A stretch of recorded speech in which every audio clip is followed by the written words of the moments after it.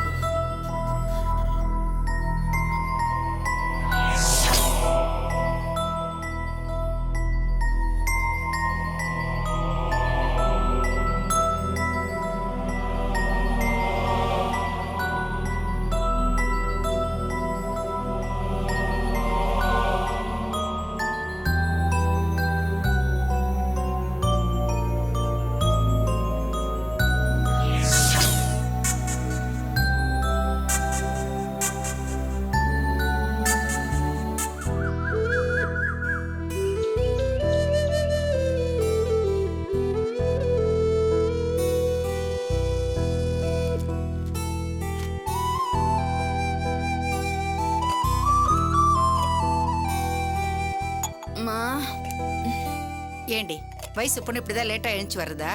கல்யாணம் ஆகி போற வீட்டுல இப்படிதான் நடந்துப்பியா? விடுமா, போற வீட்ல எப்படியும் என்ன டார்ச்சர் பண்றதுக்கு மாமியார்னு ஒருத்தங்க இருப்பாங்க. இங்க இருக்கிற வரைக்குமாவது சந்தோஷமா இருந்துட்டு போறேனே. இதுல ஒன்னும் குறைச்சல் இல்ல. பால் காஞ்சிருச்சு, எல்லாருக்கும் காஃபி போட்டு எடுத்துட்டு வா. ஆமா, தமிழ் எழுந்துட்டானா? போய் பாரு. என்ன இவன் இவ்வளவு நேரம் தூங்குனது பத்தாதுன்னு இங்க வந்து உட்காந்து தூங்கிட்டு இருக்கான். டேய் தமிழ், தமிழ் எழுந்திரி, எழுந்திரி தமிழ். என்னடா கண்ணெல்லாம் இப்படி செவந்து போயிருக்கு? அதெல்லாம் ஒண்ணு இல்ல நகருமா. டேய் நான் கேட்டுக்கிட்டே இருக்கேன், நீ பாட்டுக்கு போயிட்டே இருந்தா என்னடா அர்த்தம்? என்ன ஆச்சுடா? ஒண்ணு இல்லன்னு சொல்றேன்ல. ஏன்பா உடம்புடம் சரியில்லையா? இல்லம்மா, ராத்திரி ஒரு கெட்ட கனவு கண்டேன். அதான் சரியா தூக்கம் இல்ல. என்னது கெட்ட கனவு கண்டியா? பாத்தியா, அந்த ஜோசியர் சொன்னது சரியாதான் போச்சு. ஆமா, அப்படி என்னடா கனவு கண்ட தூங்க முடியாத அளவுக்கு? ஏதோ ஒண்ணு கண்டமா, சரியா கூட ஞாபகம் இல்ல. அவன் நின்னு ஜோசியர் எதுன்னு உளறிட்டு இருக்க. ஆமாண்டா, நிச்சயதார்த்த ஆல்பம் எரிஞ்சு போச்சுல்ல, அதுல அவங்களும் கொஞ்சம் பயந்து போயிட்டாங்கப்பா. அவங்களுக்கு தெரிஞ்ச ஜோசியரை பார்க்க என்னையும் கூட்டிட்டு போயிருந்தாங்க. உனக்கு இப்ப கொஞ்சம் நேரம் சரியில்லையா? இன்னைக்கு கூட உனக்கு ஏதோ பரிகாரம் பண்ணணும்னு சொன்னாரு. பரிகாரம் பண்றதெல்லாம் இருக்கட்டுமா, முதல்ல டிஃபன் பண்ணி நான் பேங்க்குக்கு போகணும். டேய் டேய் தமிழ், டேய் உன் நேரம் சரியில்லாத அறிகுறி தாண்டா இப்படி எல்லாம் கனவு கண்டிருக்க. அவங்க உன்னையும் தாண்டா கூட்டிட்டு வர சொல்லியிருந்தாங்க. உன்னையும் சாரும் ஒன்னா உட்கார வச்சு ஏதோ பரிகாரம் பண்ணணுமா. நீ என் கூட வா. என்ன விளையாடுறியா? என்னால வர முடியாது, எனக்கு பேங்க்ல 1000 வேலை இருக்குது. பாத்தியா, சாரு அப்பா சொன்னது என்னமோ சரியாதான் போச்சு. உங்க புள்ள வருவாரான்னு அவர் அங்கேயே சந்தேகமா தான் கேட்டாரு. அவனை கூட்டிட்டு வர்றது ஏன் பொறுப்புன்னு நான் சொல்லிட்டு வந்திருக்கேன். நான் இப்படி வாக்கு கொடுத்துட்டு வந்து தப்புங்கிற மாதிரில நீ என்னமா பேசிட்டு இருக்க? என்ன கேட்காம நீ எப்படிமா சொன்ன? அதுக்காக உங்ககிட்ட கெஞ்சி சொல்றியா? ஆல்பம் எரிஞ்சதையே அவங்க ஒரு சகுன தடையா நினைச்சிட்டு இருக்காங்க. சரி, பரிகாரம் எதையாவது பண்ணி அதை சரி கட்டலான்னு அவங்க பாக்குறாங்க. இப்ப நீ வரலன்னு வையே, இந்த கல்யாணமே நடக்குமான்னு ஆயிடும். அப்படி ஏதாவது ஒண்ணு ஆச்சு, அம்மான்னு கூப்பிட நான் உயிரோட இருக்க மாட்டேன். அத மனசுல வச்சுக்கோ. டேய் வீணா ஏன்டா அம்மாவை கஷ்டப்படுத்துற? உனக்கு தானே சொல்றாங்க, பேசாம போயிட்டு வா. இல்ல பூவி, எனக்கு பேங்க்ல 1000 வேலை இருக்கு. நான் போறேன்னா பெரிய பிரச்சனை. ஊர்ல உள்ள வேலையெல்லாம் பாக்குறதுக்கும் டைம் இருக்கும். ஆனா அம்மா சொன்னா கேட்க மாட்டியா? அம்மா அவன் வருவான், கூட்டு போங்க. அவங்க எல்லாரையும் வர சொல்லிருக்காங்கப்பா, நீயும் சுதாவும் வாங்க. இதுக்கு எதுக்குமா நாங்கெல்லாம்? அவன் தானே முக்கியம், கூட்டிட்டு போங்க அவனை. அவங்க எல்லாரையும் கூட்டிட்டு வர சொன்னாங்கன்னு தானே சொல்லிக்கிட்டு இருக்கேன். ஆல்பம் எரிஞ்சதே நம்ம 2 குடும்பத்துக்கு ஏதோ சங்கடத்தை தந்தா மாதிரி தானே ஆயிப்போச்சு. பரிகாரம் முடிஞ்ச கையோட நாம எல்லாரும் மனசு விட்டு பேசுறதுக்கு சௌகரியமா இருக்கும்னு நினைச்சிருப்பாங்க. இப்படி திடீர்னு சொன்னா எப்படிமா? என்னப்பா பண்றது, நமக்கு வேற யார் இருக்காங்க? இந்த மாதிரி விஷயங்கள்ல நாம ஒருத்தருக்கு ஒருத்தர் ஒத்தாசையா போய்க்க வேண்டியதுதான். சரி சரி, நீ சுதா கிட்ட சொல்லி கிளம்ப சொல்லு.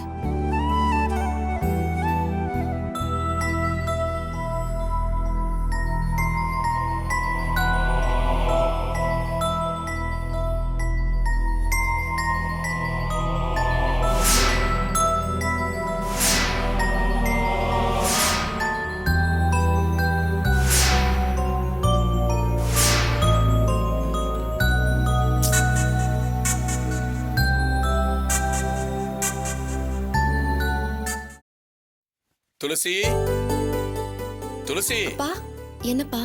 உனக்கு ட்ரெஸ் எடுக்கிறதுக்கு கடைக்கு போகணும்ல, சீக்கிரமா ரெடி ஆயிடு. அப்படியே காலேஜுக்கு ஏதாவது புக்ஸ் வாங்கணும்னாலும் வாங்கிடலாம். சரிப்பா. எனக்கு பக்கத்துல ஒரு சின்ன வேலை இருக்கு, பார்த்துட்டு வந்துடுறேன். சரிப்பா.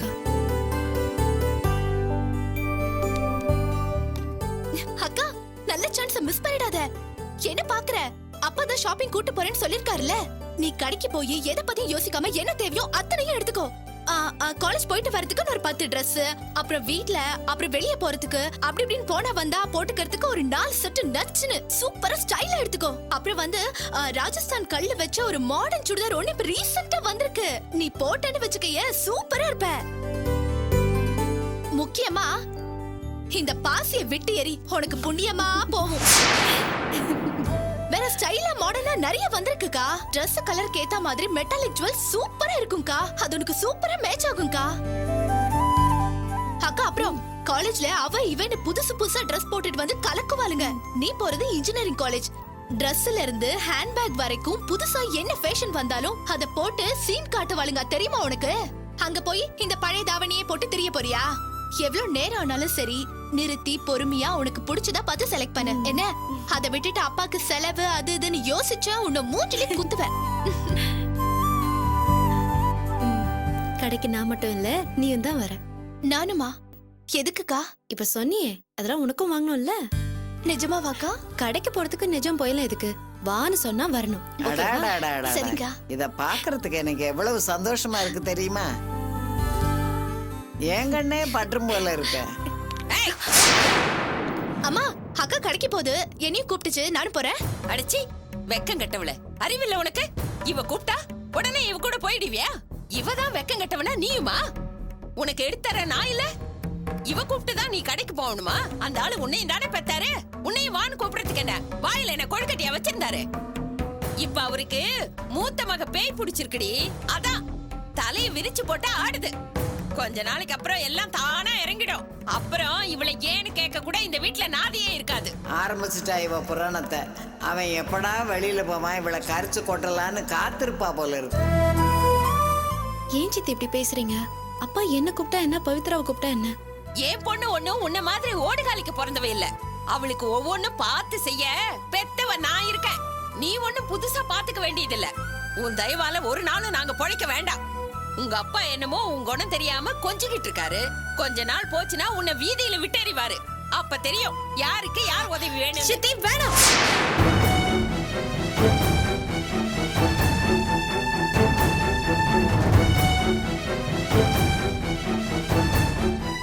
என்னடி என்னமோ சொல்ல வந்து அப்படியே நிறுத்திட்ட? பேசு. யாருக்கு பயந்து நிறுத்திட்ட? உன்கிட்ட பேசி அவ தராதரத்தை குறைச்சுக்க கூடாதுன்னு தான் நிறுத்திட்டா. ஆத்து நிறைய தண்ணி போனாலும் நக்கித்தான் குடிக்குமா? ஏண்டி, நீ நினைக்கிறதெல்லாம் என் பிள்ளைய காரணம் காட்டி பேசுற? உன் புத்தி தெரிஞ்சுதானே என் பிள்ளை உன்னை வைக்க வேண்டிய இடத்துல வச்சிருக்கான். இன்னுமா உனக்கு புத்தி வரல? ஏதோ சின்ன பிள்ளைங்க ஒண்ணுக்கு ஒண்ணு பேசி சிரிச்சு விளையாண்டுக்குதுங்க. அது பொறுக்காம நீ வாய்க்கு வந்தபடி பேசுற. இவளுக்கு உன்ன மாதிரி அம்மா இருக்கிறத விட இல்லாமலே இருக்கலாம். நீ ஏம்மா முகத்தை தொங்க போட்டுக்கிட்டு இருக்க? ஏதோ இத்தனை நாளும் உன்னை மடியில தூக்கி வச்சு தாங்கின சித்தி இப்ப மட்டும் உன்னை கோவிச்சுக்கிட்ட மாதிரி இருக்க. அவ என்னைக்கு உன்னை திட்டாம இருக்கிறா? போய் ரெடி ஆயிக்கோ. உங்க அப்பா வந்துருவான், கிளம்புற வழிய பாரு. இதுக்கு ஒண்ணும் குறைச்சல் கிடையாது. நீ மட்டும் இவ கூட போன உன் காலை ஒடிச்சு அடுப்புல வச்சிருவேன், ஜாக்கிரதை. வா, வந்து அடுப்ப பாரு. உங்க எல்லாருக்கும் வடிச்சு கொட்டணும் இல்ல? நான் கடை வரைக்கும் போயிட்டு வரேன், வா.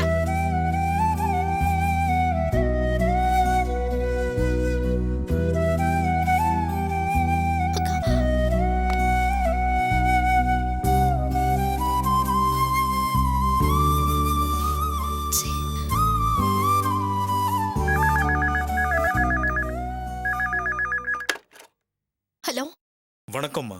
மோகன் சார் இருக்காரா? மோகன் சாரா? நீங்க யாரு? நான் NSM bank sterling road branch manager பேசுறேன்.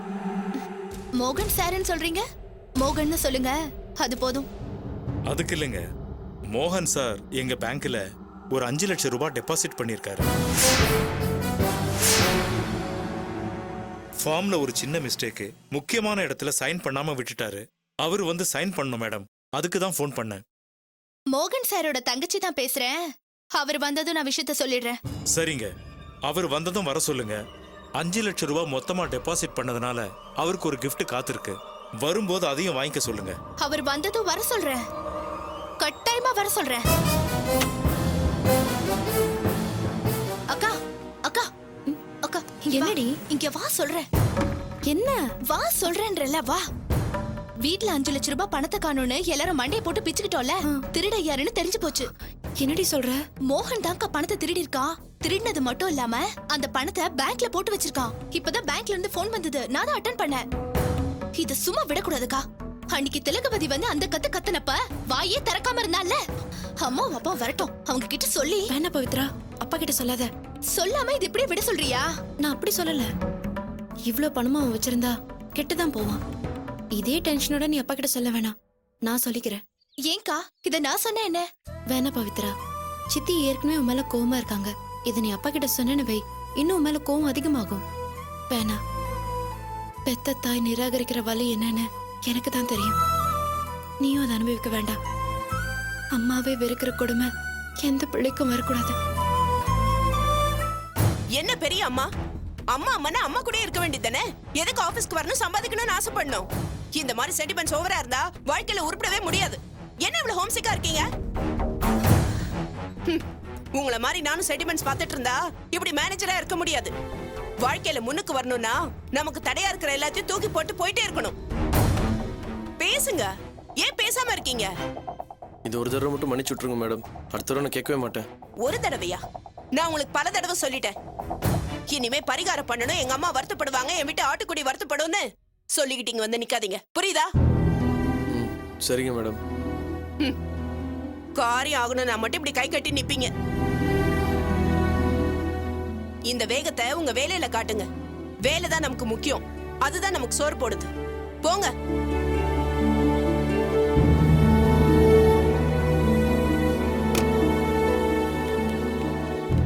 தமிழ், உள்ள என்ன பெரிய சத்தமா கேட்டுட்டு இருந்தது? கல்யாணத்துக்காக ஒரு பரிகாரம் பண்ணணும்னு அம்மா கோயிலுக்கு கூப்பிட்டாங்க. சரி போயிட்டு வரலாமே இந்த பொம்பளைகிட்ட போய் பர்மிஷன் கேட்டா சென்டிமெண்ட் அது இதுன்னு வாய்க்கு வந்தபடி இஷ்டத்துக்கு பேசுறாங்க. என்ன பொம்பளை சார் இது? எப்படிதான் குடும்பம் நடத்துதோ தெரியல. ஆஃபீஸ் ஹவர்ஸே நம்மளால சமாளிக்க முடியல. இது வீட்டில் எப்படிதான் வச்சு சமாளிக்கிறாங்களோ. நம்ம பழைய மேனேஜரோட பெட்ரு, அவர் இல்லாமல் பெஜாராகுது.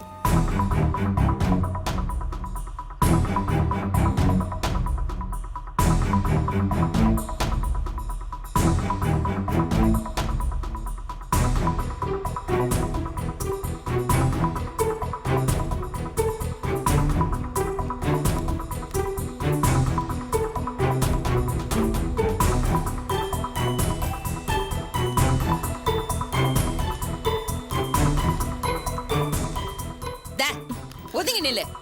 பெரிய இவ மாதிரி வாசல்ல வந்து நின்னுக்கிட்டு இருக்கிற தரித்திரம் போறாதே. பா.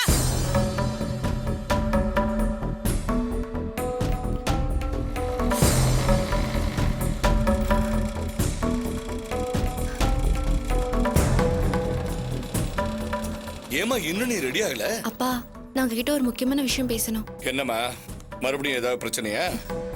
உன் சித்தி ஏதாவது சொன்னாங்களா? அதெல்லாம் ஒண்ணும் இல்லப்பா. காணாம போன 5 லட்சம் ரூபாய் பணத்தை மோகன் தான் எடுத்து பேங்க்ல போட்டு வச்சிருக்கான். அது உனக்கு எப்படி தெரியும்? கொஞ்ச நேரத்துக்கு முன்னாடி மோகனை கேட்டு பேங்க்ல இருந்து போன் வந்துச்சுப்பா. நான் தான் எடுத்து பேசினேன். அப்பதான் இந்த விவரம் எல்லாம் தெரிஞ்சது.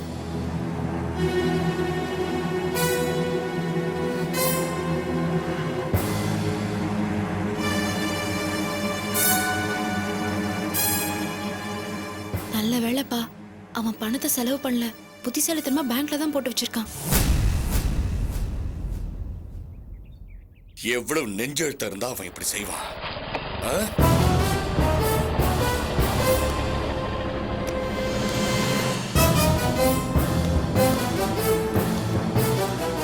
டேய், அப்பா, எது கேட்டாலும் அமைதியா கேளுங்கப்பா. என்னம்மா நீ? அவன் என்ன சின்ன குழந்தையா? தெரியாம பண்ணிட்டான்னு சொல்லி விடுறதுக்கு? எல்லாம் தெரிஞ்சே அவன் இப்படி பண்ணிருக்கானா? அவன அப்பா